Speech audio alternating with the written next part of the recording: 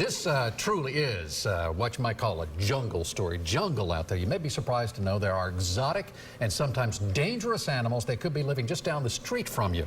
8 on your sides. John Rogers joins us now live to tell us how, in this special report, Wild Things, and I see you have a snake. Earlier, we heard you testing your mic, and you're asking, does this bite? Yeah, it wraps around you. Our fingers are crossed for you right now, sir. Careful, buddy.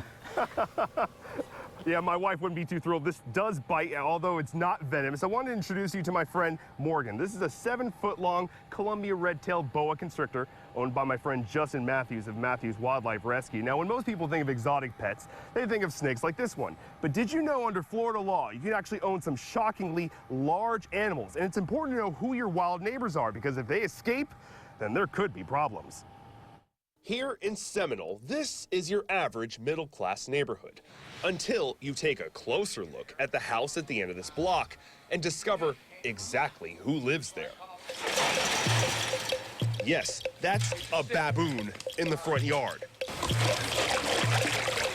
And out by the pool, you'll spot Vernon Yates' pet alligator.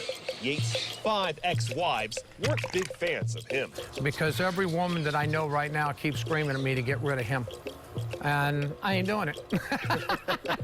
He stays, they can leave. Yates runs the nonprofit Wildlife Rescue and Rehabilitation out of his home. His 3-acre property is more like a zoo, filled with some of the most exotic and, in some cases, dangerous animals that you'll find anywhere.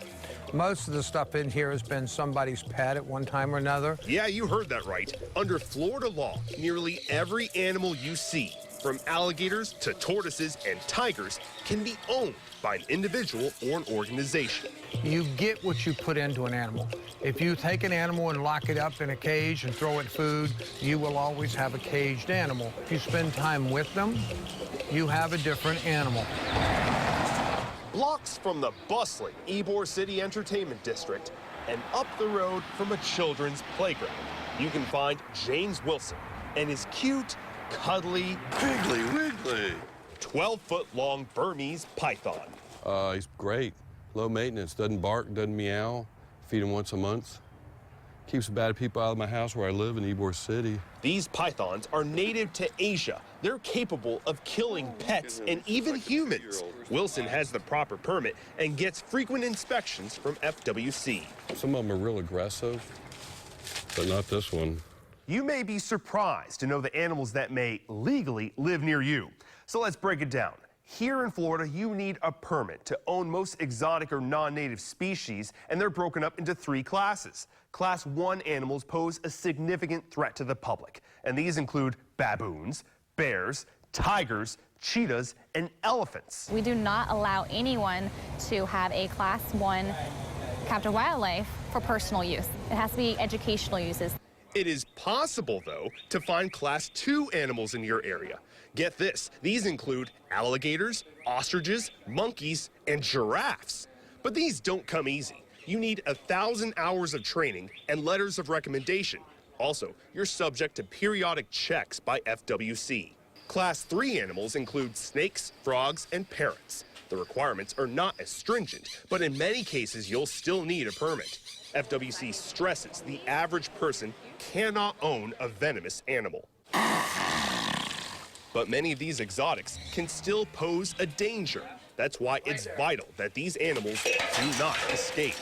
And they could be facing misdemeanor charges. That's a criminal charge. Former pets are already causing problems. FWC says that's why pythons have proliferated in the Everglades and why lionfish are threatening our waters.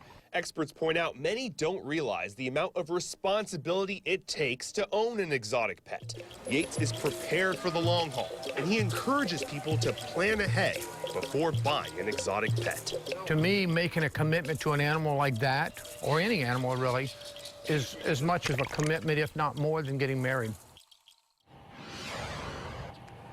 We have some helpful links on our website to help you find out if you have some wild neighbors near you. So if you go right now to WFLA.com and click on the story, you'll find a link to a site that can show you whoever has any wildlife permits in your neighborhood. There's also another link that can show you if any exotic and invasive species have been spotted in your area.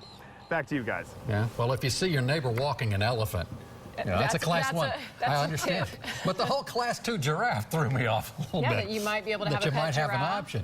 And that snake, John, my goodness, you've bonded with this We snake. can't look away. My goodness, John, thank you for Things that. I do because I'm on your side. I know, that is on your side journalism right there. And as John mentioned, there are more extras on WFLA.com, including advice from an expert on what you should know if you are thinking, Keith Kate, of owning an exotic pet.